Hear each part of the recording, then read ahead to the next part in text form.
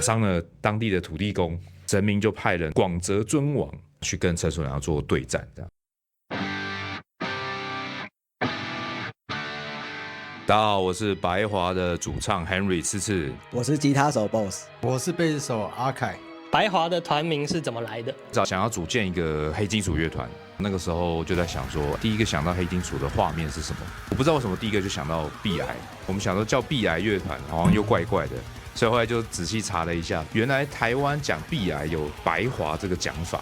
那英文的话呢 ，efflorescence 吧，我们决定自己造字，我把 efflorescence 后面的字拿掉，变 afro，由来是这样子。歌曲的主题是从何而来？主要是收集台湾的鬼故事、都市传说为妖论，以台湾鬼故事为主就是了。对对对。你们有没有受到国内外的一些乐团的影响 Dimmu Borgir、Pearl England、Cradle of Filth、COF， 还有闪灵，属于黑金派系的。对对对，就是比较想旋律、交响旋律的。对。关于歌曲跟歌名在语言上呈现的方式，会怎么推荐给国外的朋友？狗娘这首歌，就我们台语写的是真的蛮用心的。就老实说，我本身台语不是那么的流利，导致说会花更多心力下去写，所以我们的音调那些都有蛮注重的。不过很有趣的一个点是，我们这支 MV 的流量都是国外的。这一点让我们就是算开心，可是也觉得有点可惜，就觉得说，因为我们都用台语写了，然后写台湾的故事，又是台湾的团，可是台湾的人好像比较少看，这个反而让我有一点错愕，对，我觉得，为什么？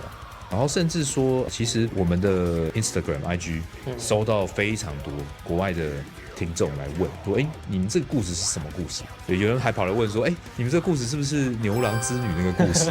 对，我说不是，不是。不过至少他肯问啊，所以我就跟他仔细跟他讲，都很愿意了解。对对对，我就仔细跟他讲，这个故事是发生在台湾。对，然后还有人说，就是我看你们之前有去那个庙在哪里？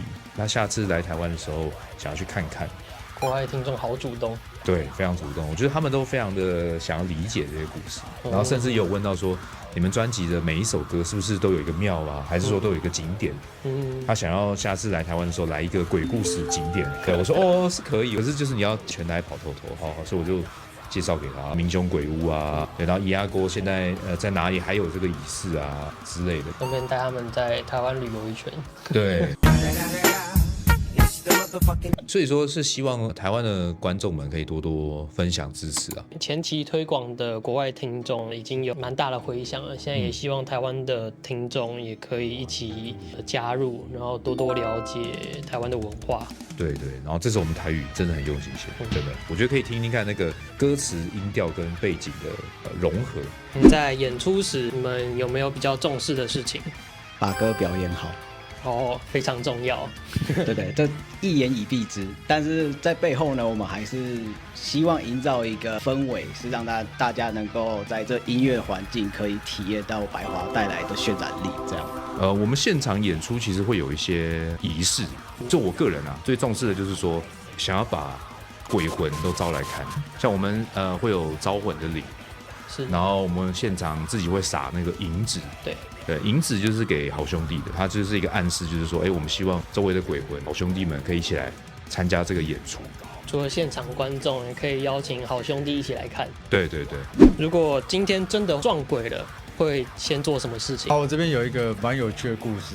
我家附近有一个有探访过的矿坑，对，然后我家那边就是常常可能春天或是秋天就是很多雾，所以我朋友到我家都觉得说很像沉默之丘。然后刚搬过去的时候，就是有时候柜子会有莫名其妙咔啦咔啦声，然后因为我很怕老鼠，我一开始会想说会不会是老鼠，就看到柜子在你前面咔啦咔啦咔啦，然后就确定它不是老鼠以后，你就会被弄到很抓狂，我就会对着空气想象它在我前面，然后对着它狂骂脏话。先骂脏话再说。有没有最想合作的乐团？我的话应该闪灵。我的话，我喜欢宗教碰撞，所以我希望是达摩。我的话，我很喜欢一个团叫真卡郎，也是民族风的。对对对对，只是他的乐风跟我们不太一样，然后他们很棒。关于守娘主题曲的故事，陈守娘她是一个台湾的民俗传说，历史上是确实存在这个人，然后也有他的牌位在，现在还在台南孔庙那边。那这个故事其实是一个惨案，她丈夫去世之后呢，她想要守寡，所以不愿意再嫁。传说中长蛮漂亮，对，所以呢，她被当地的一个师爷看上，师爷就是当官的，她当然就一样是拒绝嘛。可是因为陈守良丈夫死后，他们家没有经济来源，师爷就贿赂了她的婆婆跟小姑。那以前就是女生嫁到别人家，就是他们家的人。她婆婆跟小姑为了要这个钱，就强迫陈守良要卖身给师爷，结果陈守良不从，那婆婆就为了要强迫她，就把她绑起来虐待，就没有想到弄到最后，竟然把陈守良虐死了。一开始官府知道这件事情之后呢，也是冷处理，直到周围居民反抗，官府才判了那个婆婆跟小姑刑。可是呢，对于背后真的幕后的师爷，是完全没事。陈守良因为这件事情呢，就是他的冤魂就爆发了，然后他也拿到黑令旗，黑令旗就是地狱允许你回阳间报仇。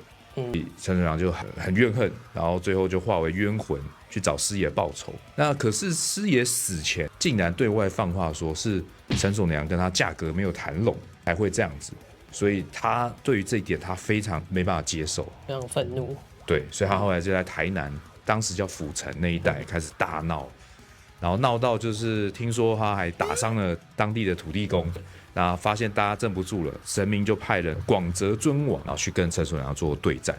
故事版本有很多个，有人说是陈守良赢了，有人说是广泽尊王赢了，那重点就是说最后神明那边众神们决定给陈守良一个机会，因为他看他的经历蛮惨的，你不要再闹了，那我们让你进一个象征贞洁的节孝祠。陈守良说 OK， 最后就摆平这个事情。